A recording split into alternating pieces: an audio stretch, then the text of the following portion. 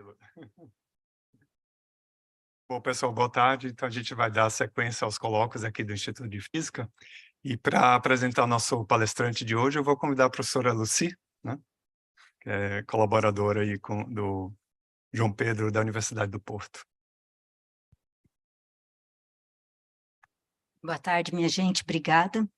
Vou falar um pouquinho sobre o prazer de ter o professor João Pedro Araújo aqui, e é lógico que veio junto também a professora Armandina, que também faz colaboração com a gente. O professor João Pedro Araújo doutorou-se em Física em 2002 pela Universidade do Porto, e realizou seu trabalho de investigação em sistemas de elétrons altamente correlacionados, especificamente em supercondutores de lattice e em manganitas com magneto-resistência colossal. Tudo isso na instalação ISOLDE-CERN, na Suíça. Após um curto período de pós-doutoramento na Universidade de Aveiro, também em colaboração com o ISOLDE-CERN, ele foi nomeado professor auxiliar do Departamento de Física e Astronomia da Universidade do Porto, onde hoje dirige o Instituto de Física de Materiais Avançados, Nanotecnologia e Fotônica, liderando também o Laboratório Associado de Física de Materiais e Tecnologias Emergentes. Os interesses de pesquisa do professor Araújo estão na interface de matéria condensada e da nanotecnologia, ou seja, num uso de nanofabricação bottom-up para estruturar novos materiais, eles relevantes para aplicações que vão desde metamateriais até células solares.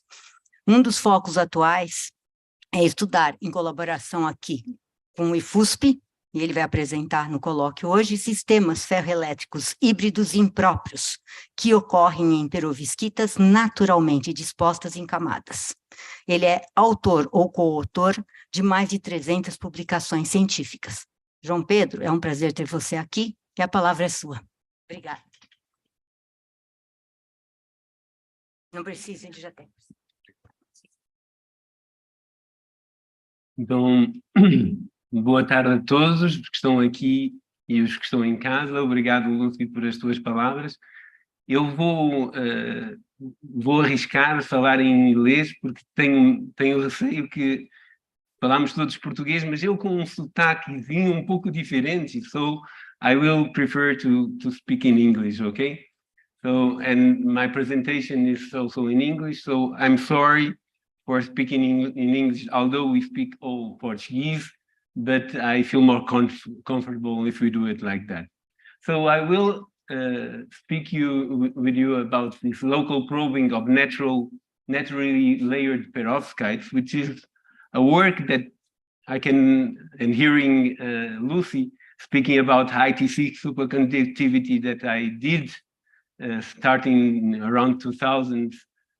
But this work actually can be related in terms of what type of structures we are probing with these local probe techniques. So I thank you very much for the opportunity, and you don't imagine how great it is for us and this collaboration with the University of São Paulo. So here, just a brief outline of the collaboration that we set up to study these compounds. So I come, as already said, from IFIMUP at Porto University, but we also include Lisbon University, the ISOLDE-CERN, where we do most of the measurements, but also Oak Ridge National Laboratory, where neutron diffraction data that I will present were measured. And of course, last but not least, the Institute of Physics here in São Paulo University, which we have really the great pleasure to collaborate with Lucy and with Elena Petrilli. And this is a long-standing collaboration where we combine experimental measurements with density function theory calculations. So here is the outline of my talk. So I will start with a brief introduction to this type of naturally layered systems and the particular interest that we have on the calcium-3 manganese or titanium-207 or the calcium manganese oxide, which are called Ruddlesden-Popper series of these natural layered. Then I will present the local proof measurements that we have done at ISOLDE-CERN, the ab-initio calculation done here in collaboration. And with this, we hope to make a kind of local or a local structural phase diagram measured at a local scale on this family of compounds.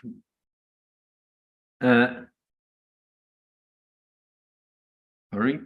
So let's start from the very beginning. And of course, this relates with this ABO3 type of compounds that most of you already know, that are the so-called perovskites. And in perovskites, the ion here is typically an alkaline earth metal, so typically a two-valent, 2+ valent magnet element, which is surrounded by this octahedra, this B06 octahedra, where a transition metal B is at the center of the octahedra. And this structure is very, very versatile. We can put more or less all elements of the periodic table in this type of framework. And it's so it's very interesting as a structure to build functional materials.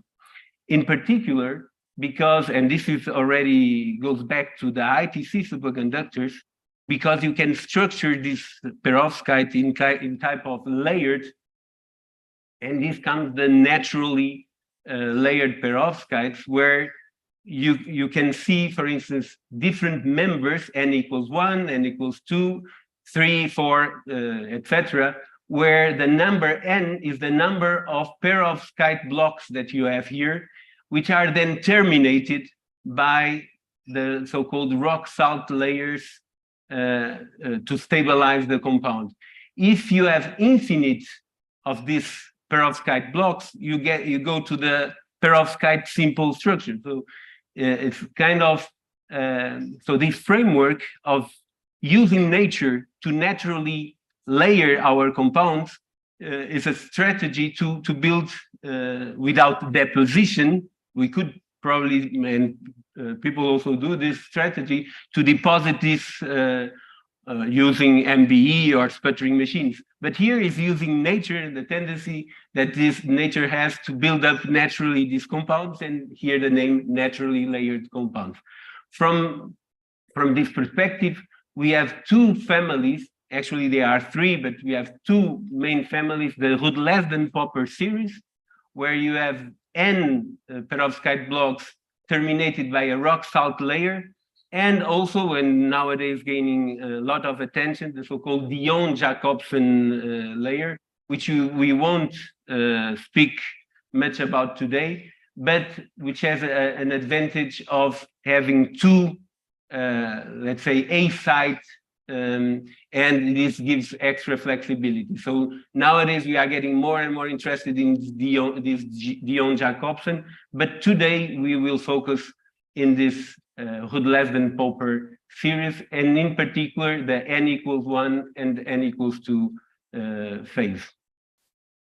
Why is this? Because with these materials you can build up a lot of functional materials, functional oxides, and in particular, as I already said, ITC superconductivity was an example of using these layered oxides displaying ITC superconductivity. Also, colossal magneto-resistance is shown to happen in this compound, or more recently, the so-called negative thermal expansion also occurs in these compounds.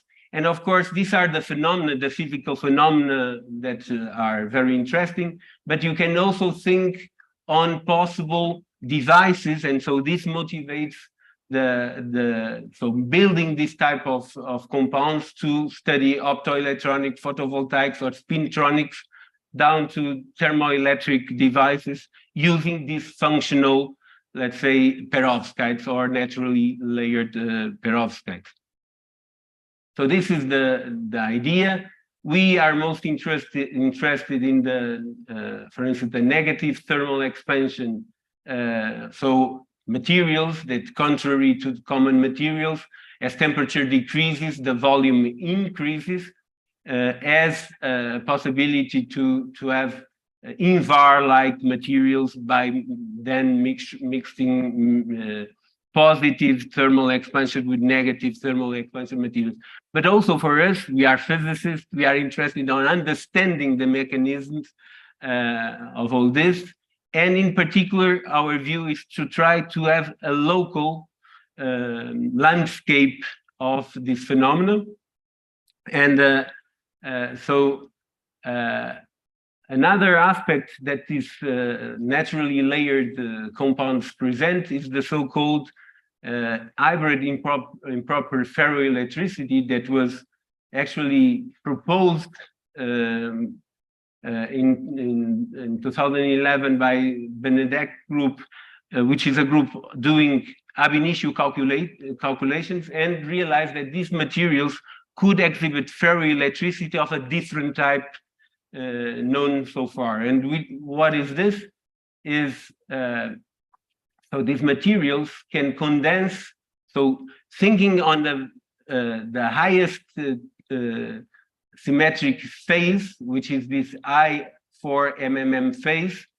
But if I lower the temperature, I can condense different, let's say, distortion modes of the, let's say, octahedra cages.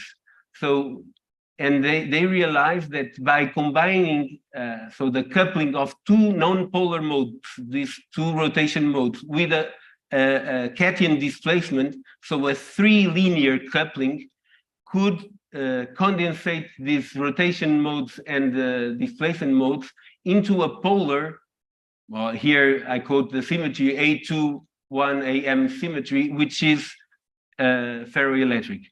And what is interesting is that the amplitude of the polarization is depending on the amplitude of this rotation mode. So if we rotate more the octahedra, we get more polarization. So it's a kind of functional property that comes from the rotation of the octahedra. And this, of course,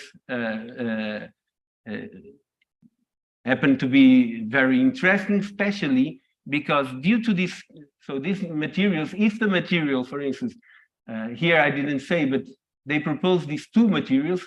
This one is non-magnetic because titanium is non-magnetic. But for instance, the manganese is a magnetic ion, and the system, calcium-3 manganese 207, is an anti-ferromagnetic system. So the interactions favor anti-ferromagnetism, but the these tilting modes make that a canting of the anti-ferromagnetic lattice, and this makes that the material has a ferromagnetic degree of freedom coupled to a ferroelectric one.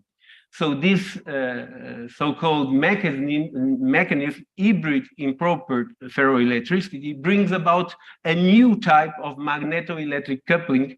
So these materials are have very strong magneto-electric coupling. So that's why we got interested on this. Experimental evidence of this only came in the titanium system, so in 2015. And magneto, so that this hybrid improper ferroelectric exists, so it's possible, was done on the calcium or strontium-3 titanium 207, but of course these are non-magnetic, so this system was non-magneto-electric, but it was ferroelectric. But then later in 2019, you see, it was possible to show that indeed at low temperature, the polar A2A1AM phase exists, and even they were able to do at very low temperature the ferroelectric polarization cycles.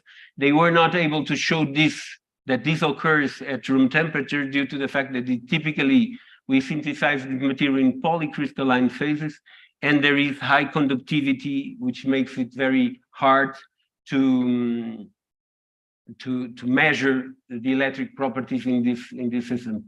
But also you see here evidences of magneto-electric coupling, where you see that indeed by applying an electric field you induce ferromagnetic canting on the structure. So this made quite an interesting system.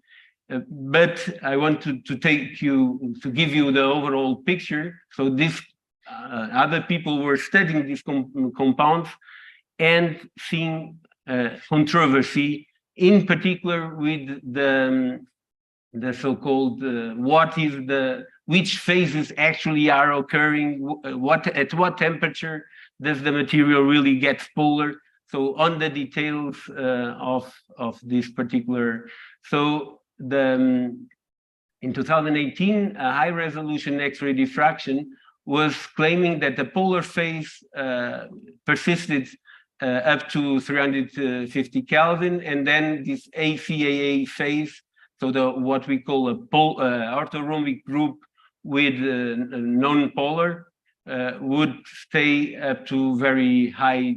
So we would have the polar group at very low temperatures, and the orthorhombic one at higher temperatures. But another study was claiming, no, it's not like this. There is another structural path. Actually, the change is at low temperature is the polar group. Then there is this A2, but this phase already at 673 goes to the Aristotype phase, non-distorted one at very, let's say, 670 K. So this is a so-called let's say, pathway based on group theory, that the compound can go from the most symmetric one to the polar one. And what people like to realize is what is the pathway, and to do this both in theoretical group relation, group-subgroup relations, but also to show this experimentally. And is on this that we are going to. So how are we going from the low temperature polar group to a non-polar high symmetry group? What actual path? All these symbols are related with what type of distortion we are making to the octahedra cages. So they are here, out of phase rotation, in phase rotation, tilt mode. So actually, we are trying to figure out what is the pathway that the system is choosing. Of course, people think, oh, this is simply you go to a neutron diffraction center or a synchrotron diffraction, or use your X-ray, and you decide this very simply. But actually, it's not like this, because these are very complex structures. So the traditional crystallographic approach sometimes doesn't work, and it's like the problems that you have in disordered materials. Sometimes you have disordered materials and you cannot figure out what type of local structure you have. But here is because these perovskites are complex, and the long range order sometimes is not long enough for to see it in X-ray or in powder diffraction. And here is just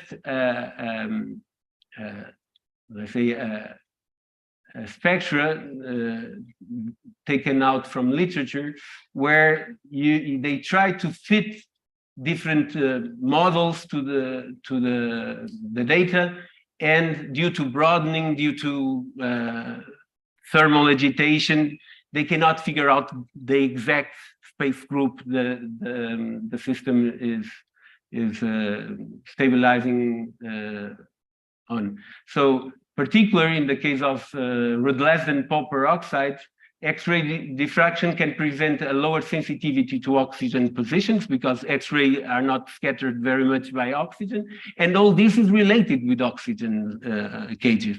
So it can be very difficult to see this B06 octahedra. And also the problem that although this is a crystalline system, the long-range order of this small distortion can be short enough to kill the peaks that are related with these orderings. So sometimes these diffraction techniques are not the best ones to study this system. So we come from quite a long experience on using other type of techniques, which is we call a local probe technique. And here is our proposition for the n=2 system. So Ruddlesden-Popper system with 2 perovskite layers and then rock salt termination, where what was the idea? The idea is to combine perturbed angular correlation technique with density function theory, electrical field gradient calculations, and to figure out actually what is the pathway of this n=2 compound, and is what we are being discussing in the next minute. So here you see the structure. We will use this peculiar gamma-gamma perturbed angular correlation technique, and on that we use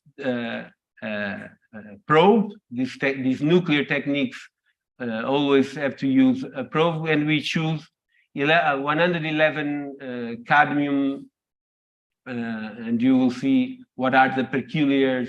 And so to measure the electrical field gradient that is sensitive to the manganese-06 octahedral distortion, to study structural phase transition path, and the functional properties is what we proposed in this study here. In particular, we are interested on the hybrid improper ferroelectric and multiferroic properties of these compounds, and also the uniaxial thermal expansion that it displays.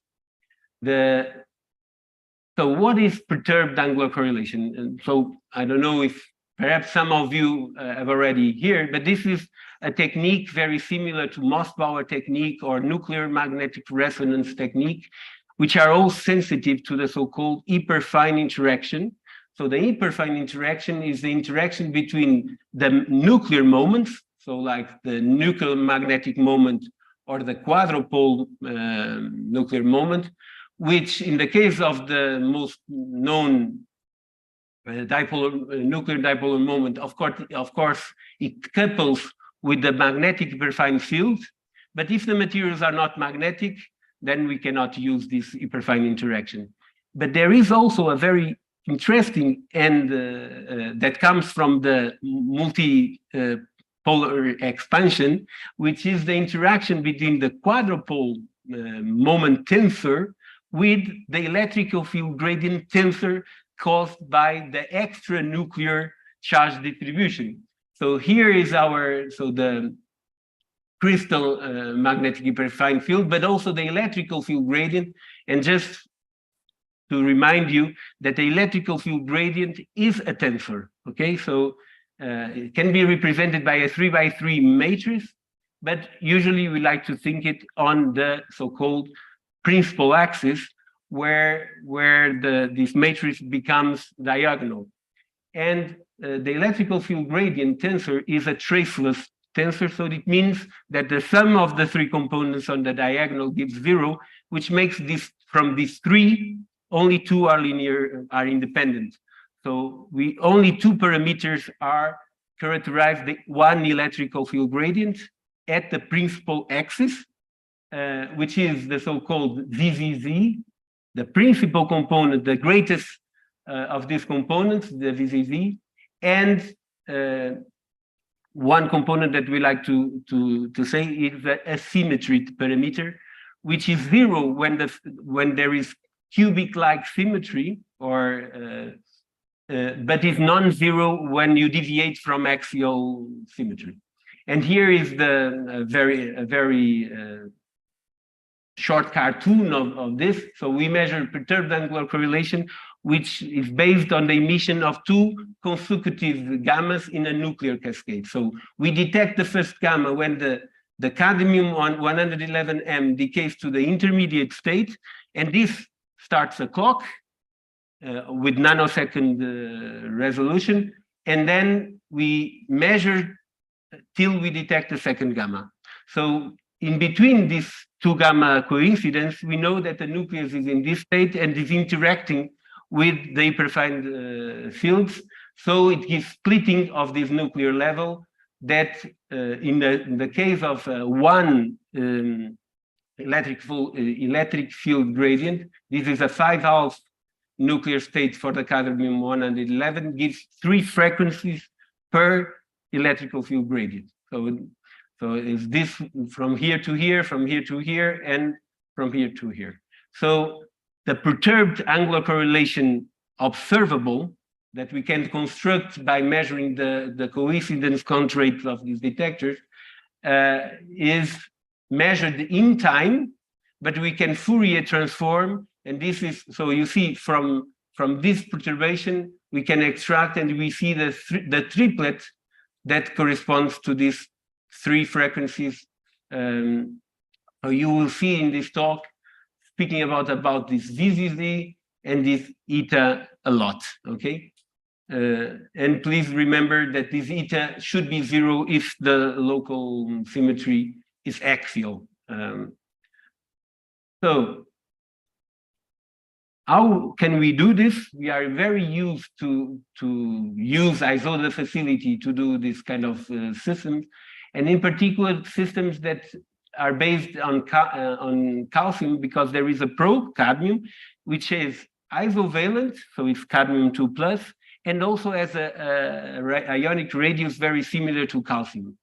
And so we decided to do this type of experiment on the N=2 compound, and we were of course expecting that the cadmium would go to the 2 calcium positions that this lattice has, the so-called perovskite site that is in the, let's say, the perovskite block, and also we were counting on the so-called rock salt layer, so the CaO termination that these compounds have. So we expect cadmium 111 will occupy the calcium 2+ sites, which in this case would be 2 calcium sites. Here are our observables. So we measured one peculiar aspect of perturbed angular correlation is that is based on the simultaneous decay of 2 gammas, and is fully independent. So the sensitivity of the technique is fully temperature independent. It's not like NMR, which is a susceptibility, so you lose a moment, let's say a nuclear moment, as you increase temperature, or like Mossbauer, that is based on recoilless fraction of here you always have signal up to, so we are at 1200K down to 11K, and the sensitivity of the technique is fully temperature independent. So we can measure really in a broad range of temperature. And as you see here, only by, and you don't have time to go through the details, but only by inspection, you immediately see that sometimes you see a triplet, sometimes you see a duplet. A duplet occurs when one of the middle frequency goes to the first one, and this is where eta is almost 1, okay? So only for educated eye, immediately you would see here, there is only one local environment. Here we see a coexistence of local environments. And of course, we don't do this by eye. We can do better by doing the Fourier transform. And then you see if you have a triplet or a doublet or a mixture of triplet and doublet. But doing the Fourier transform, you lose a lot of sensitivity due to the window, the time window that you have to use. Actually, we do this fits in the time domain using the actual Hamiltonian of interaction between the the nuclear moments and the electrical field gradients or magnetic refined fields. So of course you have to believe on me that the students that have done these feats, they were correctly trained in order to extract the information.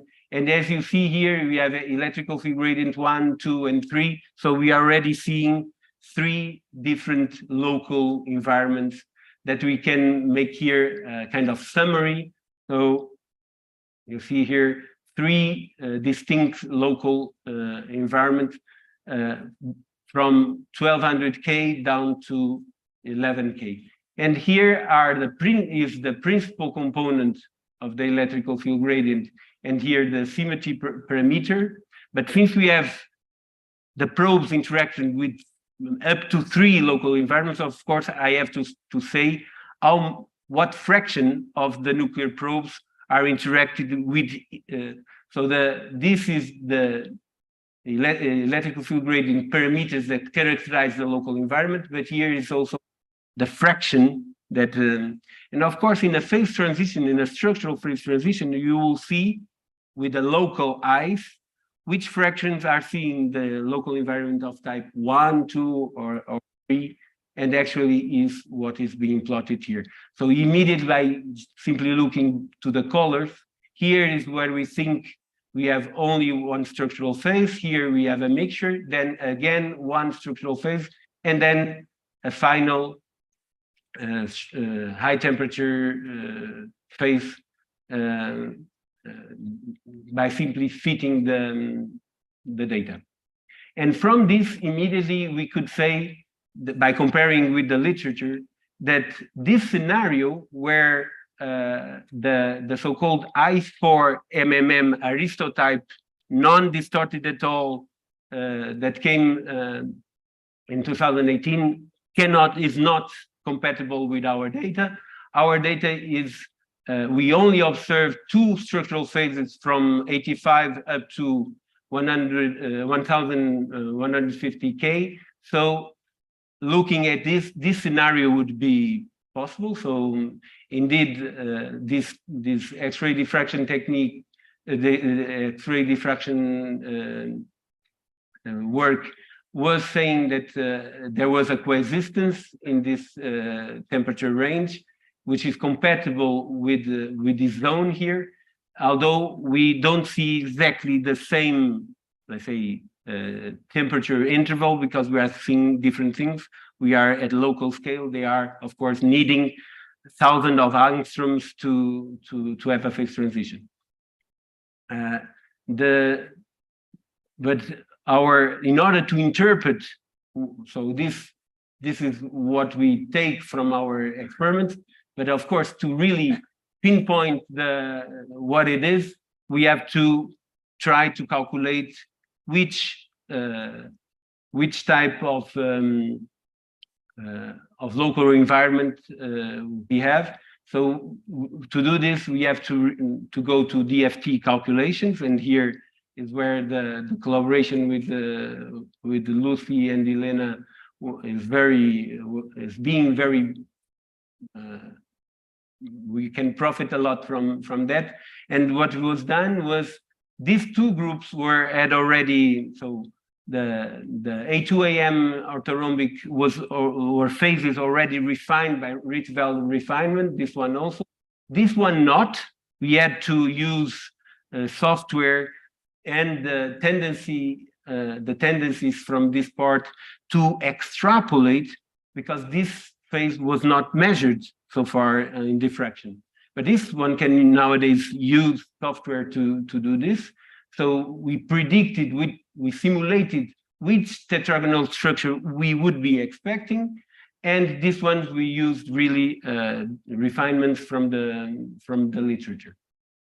And then, of course, using, in this case was quantum espresso, we could calculate the electrical field gradients at different space groups, A2AM, ACAA, E4, I4AM, and only looking for the eta values of the different groups, we could immediately see this trend that is compatible with our measurements, but actually, to our surprise, the calcium was not going to the two sites it has available. It's only compatible with the calcium going to the what we call the rock salt. So we are quite surprised at the time, but indeed, then with also DFT calculation, we realized that to create a defect of cadmium 111 in rock salt is less energy costly than the one in the perovskite site. So this we could understand, and so here is our. So the cadmium 111 probe prefers to occupy a single substitution place at the calcium rock salt site. That was the conclusion. We could also do the DFT simulations in a series of structures that were provided in the literature where at different temperatures in order to try to correlate what electrical field gradient parameters we are measuring with the ones that we predicted with the DFT simulation. And knowing that the cadmium is going only to the rock salt layer, we see this tendency to go up with this tendency to go up, this tendency to go down, this tendency to go down, and this parameter, this VZZ, lower in the polar phase than in the orthorhombic phase is also there. Of course, the values are not exactly the ones, because here we are not using supercell calculations. We are calculating only as if not the cadmium but the calcium would be measuring the electrical field gradient. Okay, so that explains why the values are not exactly the same.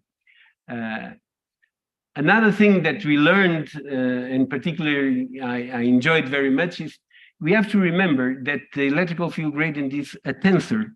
It means that in the laboratory axis, I have 5 parameters per, which are the 5 elements of a symmetric matrix that is an electrical field gradient. And this means that we have 2 parameters on the principal, on the diagonalized, the eta, the VZZ is when I use the principal component axis. But then there are the 3 directions of the electrical field gradient, that is the other 3 parameters that control an electric field gradient. And having the theory with us, we can see the direction of the electrical field gradient principal axis. And so here is just a very fast for you to see that if we could even see where the principal components are being pointing, this gives really quite a nice view of. So you see here is we are using Vesta to represent the electrical field gradient tensor as a ellipsoid. If it's an oblate ellipsoid, it means eta is small. If it's a very prolate ellipsoid, it means eta is very near to 1. And then there is a blue and a red, which are the principal components of the electrical field. And as you see by comparing the polar group, the orthorhombic group, the aristotype non-polar group, you see that the electrical field gradient indeed is quite a very nice parameter to study structural phase transitions. And here is just very fast. Actually, in these particular systems, the principal component, the principal direction of the electrical field gradient is following the distortion. So it's even pointing to the side that the octahedra is tilting. So it's a very, very nice and very, let's say, geometric information that we get from this. But this is what we can study in detail. So let's go just to finish what happens at very high temperature, because this was the region that was less studied in the literature. So here I only show from 1200 down to 1150 K, and you clearly see a transition. And here you see what is happening to the eta value. It's decreasing very sharply. And so we could establish that the never observed, let's say, I4AMM phase stabilizes only at 1150 K and not at 670 as proposed by XRD. And this is fully compatible with our wireless study. So just to summarize, sorry, now I got lost. So on the part that goes from the polar group, so low temperature polar group, to the orthorhombic one, we could see that the eta, although the eta doesn't vary much, there is a jump, let's say, from the polar group as a lower VZZ value, and the orthorhombic one as a higher value. And this is correlated with what we measured also by DFT calculations. And by comparing this with the high resolution X-ray diffraction, we could claim that the polar 2mm persists not. So you see, room temperature is here in the middle, and we see the polar group up to 500 K, and this is much higher than what was measured before. That was going up to 350. So the polar group persists up much higher temperature, 500 K, than the previous reported values based on X-ray diffraction. So the other example I have, let me show here, so 10 minutes, okay. The other example that other key study that we can present is the N=1 compound, that this compound only has one perovskite layer, so it's simpler than this one, but it exhibits the so-called negative thermal expansion, actually uniaxial negative thermal expansion. So the volume at high temperature is lower than at low temperature. And we wanted to study this and correlate with other studies. Here is a bit of what was known when we started studying this compound. So experimental studies from 300 up to 900 up to 1000 would show, by simply ohm X-ray measurements, would say that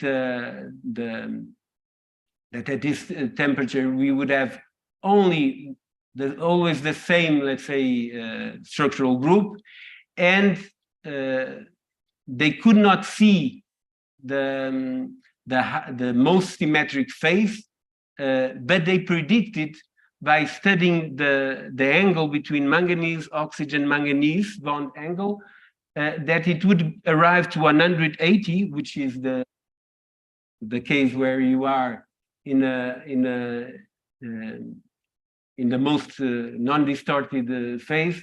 By extrapolation, the transition to this non-distorted phase would occur at 1500 K. So we started to, so here is just to show that this is not easy to do by for instance, neutron diffraction. So here calcium, so this N=2 structure can be refined as a single phase with this structure, the I4ACD, but they could see that they couldn't fit very well, and they had to include what they call disorder along the stacking axis. So, and this would be responsible for these deviations of these peaks. What you see is these are very tiny differences, very difficult to realize and to attribute. And also there was another study which was based on so microscopy, electron microscopy diffraction, where they claimed the coexistence. So these are pictures of electron diffraction using TEM, and they claim to see a coexistence at room temperature from two structural phases. One that the one that was reported before by X-ray, and an extra structure, this AB-A2, which was claimed to be orthorhombic. The difference is that here the octahedral rotation has a length scale of 24 angstrom, whereas in this phase it would have only half of it, because in this phase there is an extra tilting mode that let's say reduces the coherence along the z-axis.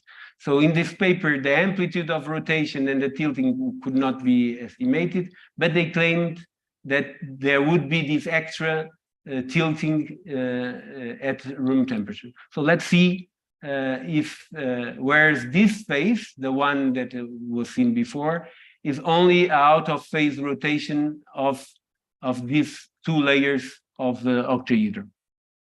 So let's see if, so again, we decided to probe this to see the pathway using perturbed angular correlation technique in close collaboration with the density function theory calculation, ab-initio studies, in order to figure out what are the temperatures where this phase transition occurs, if they occur, and what is the relation with this, with the uniaxial thermal expansion. And in particular, are these two structural phases present at room temperature and down to low temperature or not? So again, here you see the 1200 down to 10K temperature range that we can study using perturbed angular correlation. So we are already specialists on this, so I can go faster. But we are studying actually the fitting this experimental function and extracting the eta and VZZ of the different local environments that we see. And again, we can extract. And here the picture is even simpler, let's say, because we could see only one local environment from in a very large range of temperature, and only at very high temperature we could see a phase transition that couldn't. So here you see 100% of a local environment, a small coexistence, a very small coexistence region, and then another electrical field gradient.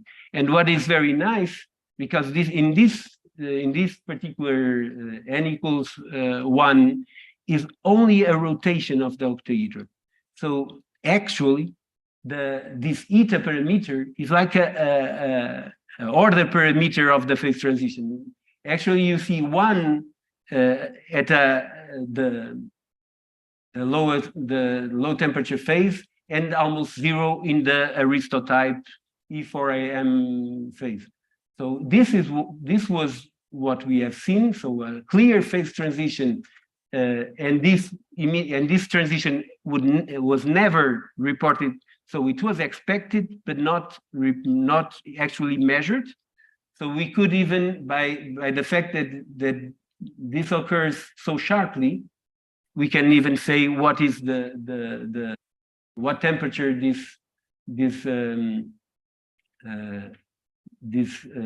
phase transition is occurring, and using the different structures that were reported in literature and in the refinements, we could calculate the VZZ and the eta and from these structures, and we could see really the phase transition from the I4 ACD phase and the aristotype non-distorted phase.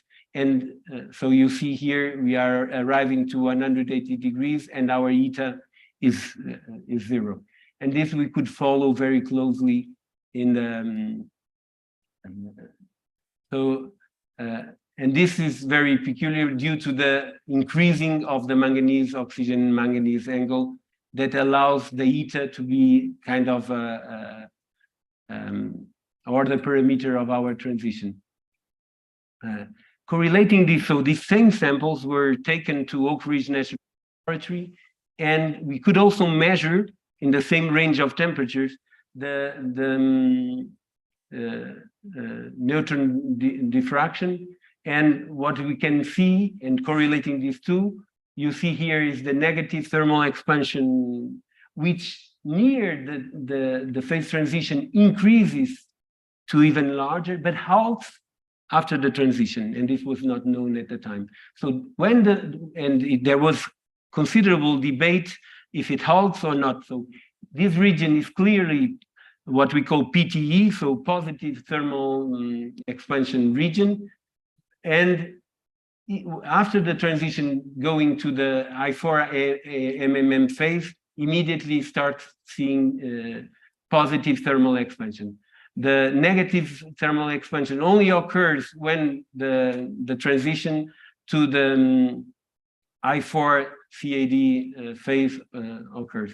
And this, so in kind of summary, we could witness the phase transition from the I4 CAD phase to the I4 MMM phase, and it occurs at 1050 K and not at 1500 as by extrapolation was claimed before. And this was kind of a demonstration that the so-called atomic, so why these materials are displaying the so-called negative, uniaxial negative thermal expansion. Our data is goes very nicely with this corkscrew mechanism where the octahedra is rotating, but is pushing the calcium atom with it, and with this we are reducing the lattice parameter due to this rotation. So we could demonstrate that this corkscrew mechanism indeed is the functional local property that is controlling uniaxial negative thermal expansion.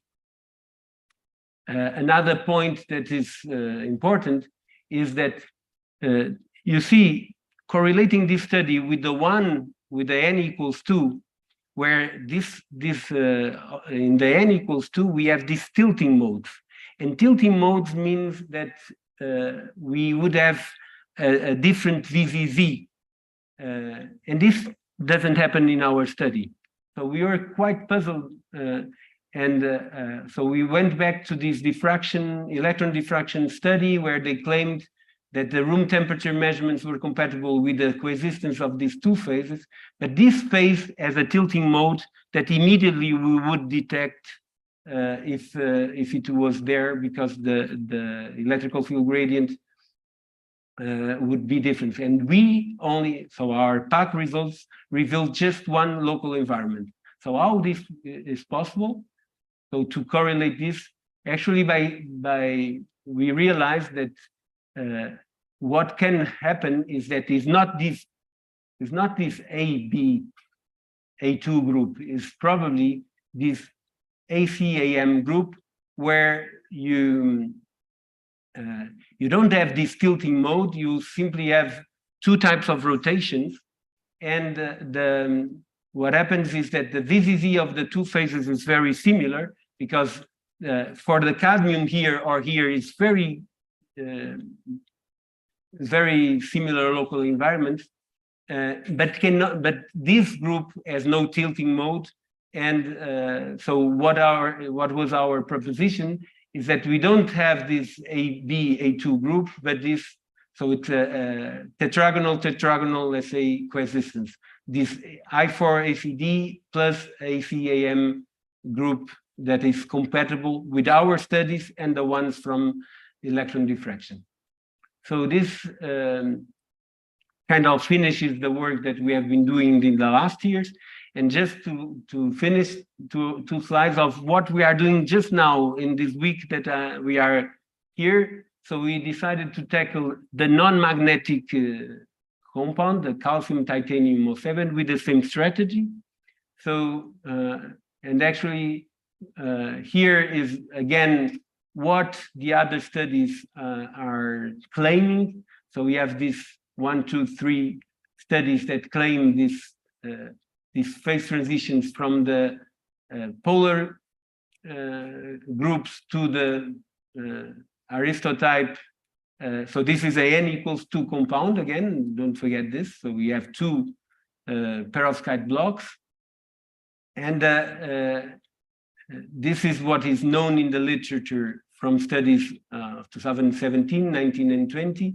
And people are saying, oh, there is a phase transition from calorimetry around this temperature, so 1080 Kelvin, from the polar group to the I4MMM, and lateral resistivity, high resolution XRD, and more recently there is this proposition that actually this compound probably doesn't go from the A2AM phase to the most symmetric one, but it goes like the n=2 with manganese to the ACAA phase, and probably only at higher temperature to the I4MM phase.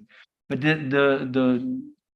this compound is not stable above, or this study claims that they could not go higher than this temperature because the compound decomposes at this temperature, and we could corroborate this. But now we have this type of measurements that we are already fitting and already making the density functional theory. And is this compatible? So our studies kind of say that indeed we go through, we are not going from the polar group to the A4MM. We are going through this phase, and we already have, these are our measurements, and we already corroborating with the density functional theory. But here we have data where we use calcium as a theoretical probe, and the open points and squares are really, let's say,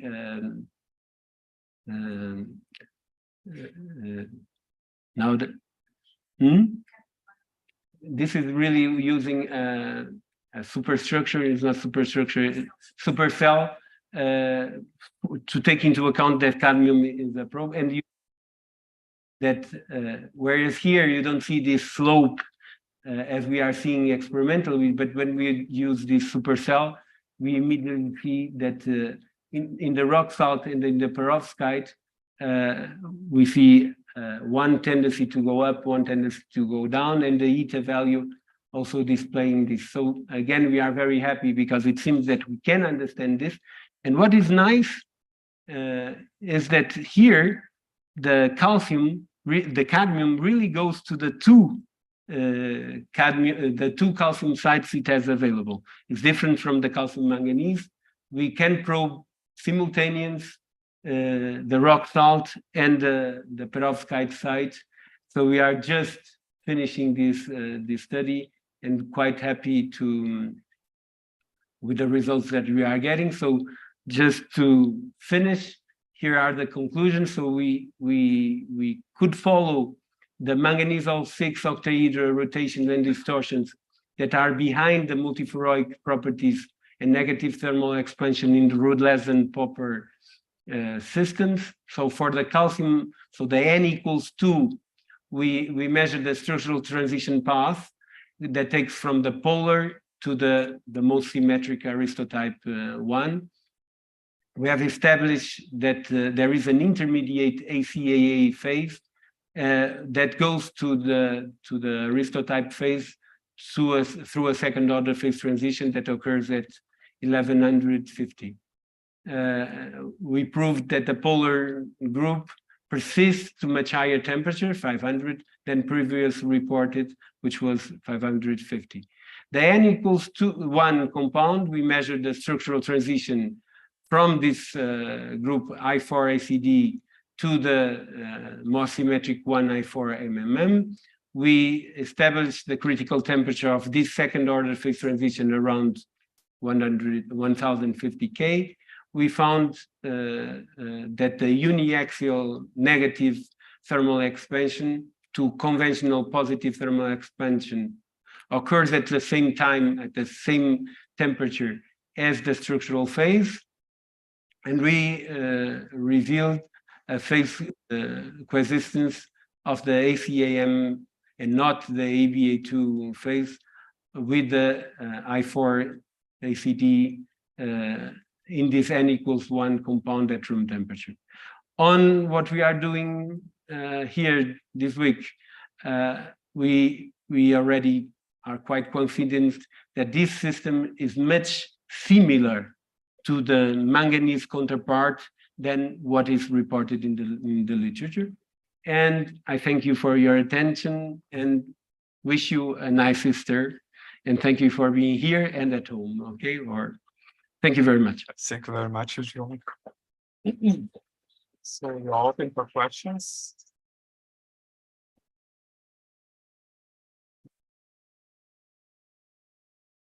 Podemos fazer em português agora. Já estou. Or in English, as you prefer. Je veux parler en français. En français, on peut parler français, je parle un peu. Ah, très bien. Bon, on va. Und auch Deutsch. Auf Deutsch, nein. Take into account your conclusion about the second order phase transition. You would not expect from the experimental point of view and even a theoretical point of view in the measurement, some kind of vertical tangent of the order parameter at the transition. Perhaps, but please, yeah, I think you are right. There is a kind of critical, I think you are speaking about this, right?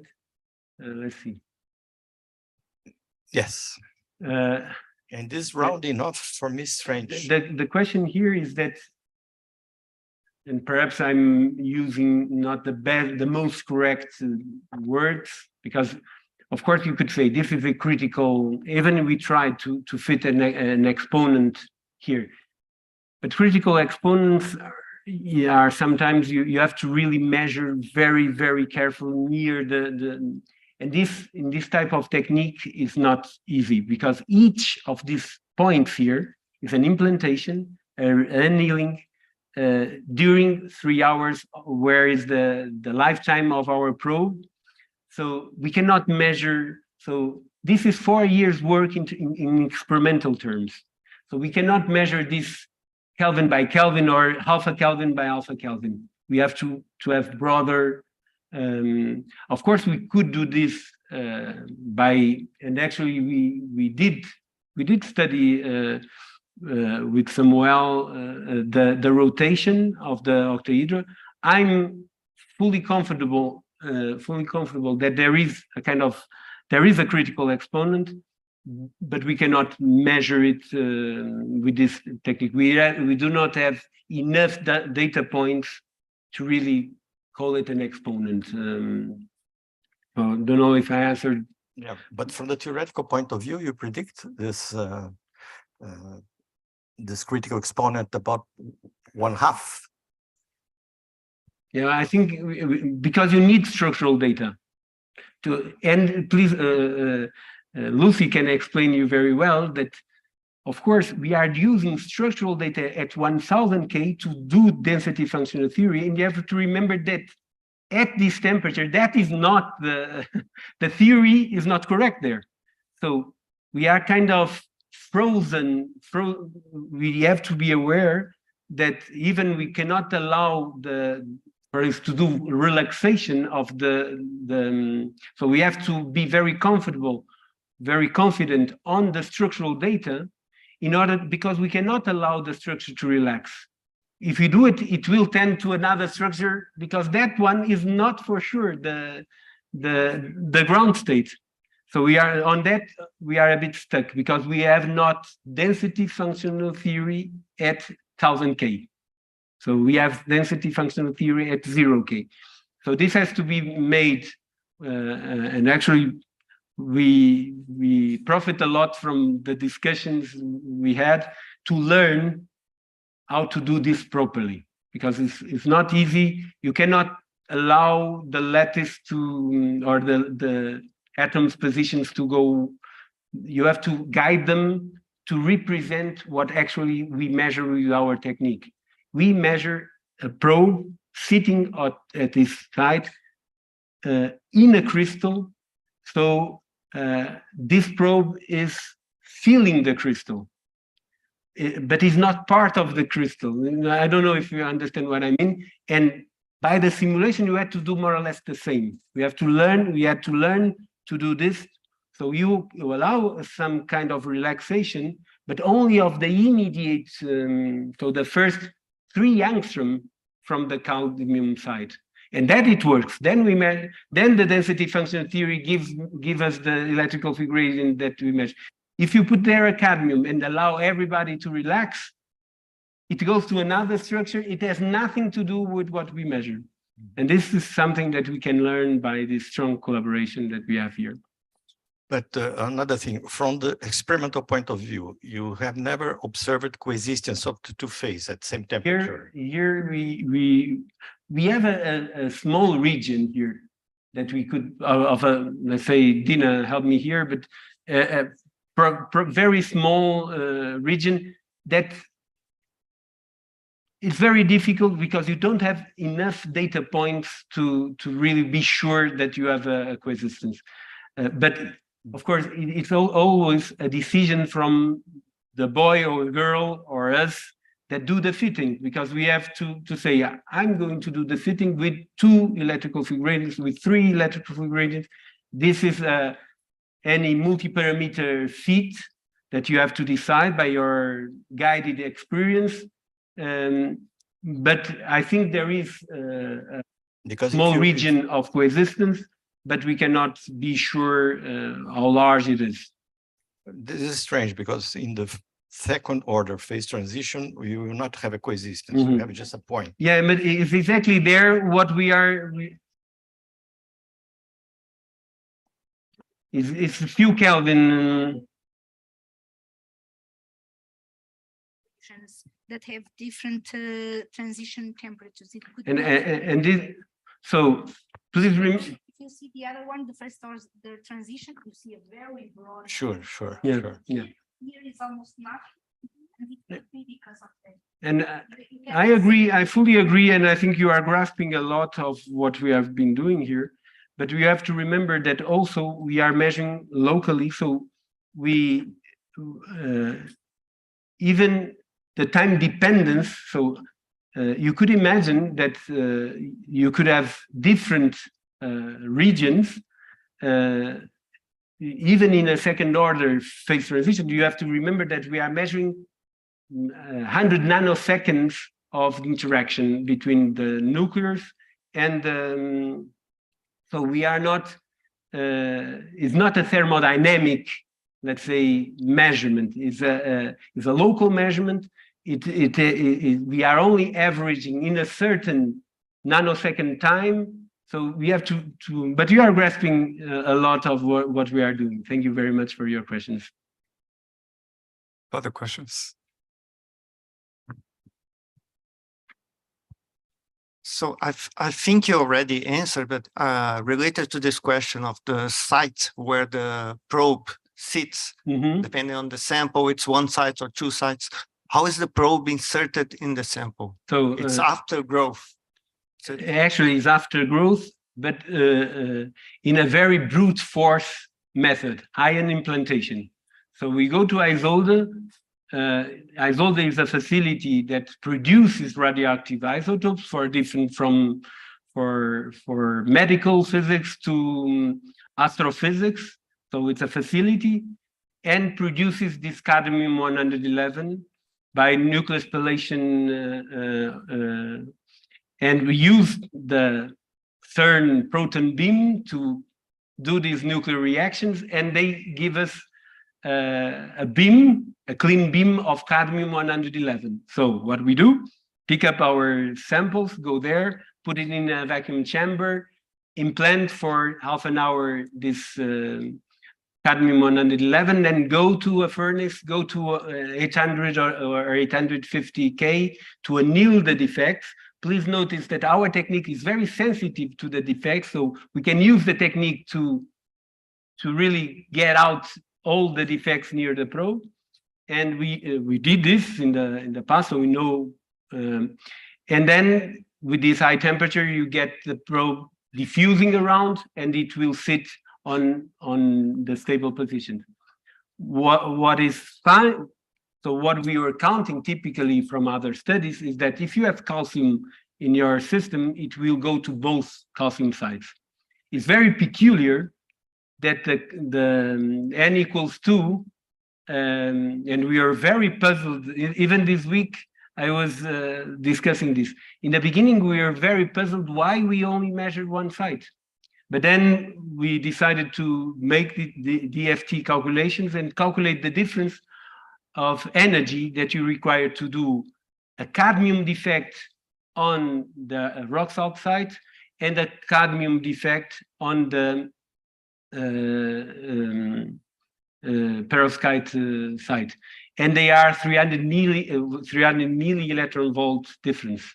So it's much easier, let's say, to do that cadmium goes to the rock salt and not to the perovskite site. Okay, but couldn't you use the radioactive ion during the synthesis?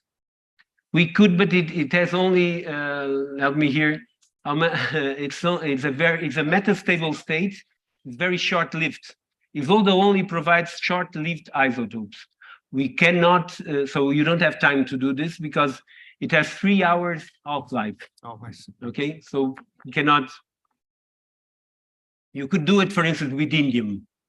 Oh, with indium, but not sometimes this or hafnium or. But indium is a very. We also measured this compound.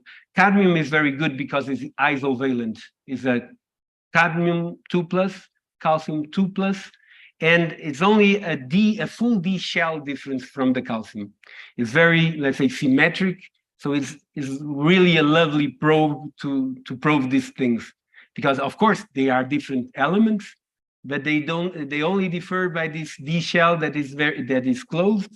And so we can this concept of the crystal electrical field gradient. That, for instance, in metals, you cannot really do this. So to imagine that the lattice in a metal has an electrical field gradient with all this, it's very difficult. But these in this type, which are more ionic lattices, where you have a cadmium probe sitting there that doesn't, and we could see this, doesn't affect so much the environment, you really can have the concept of the crystal electrical field gradient is splitting the nuclear level of a cadmium, okay? Because indeed the probe is a spy on the lattice because it's very compatible with the lattice. Sometimes you cannot do this.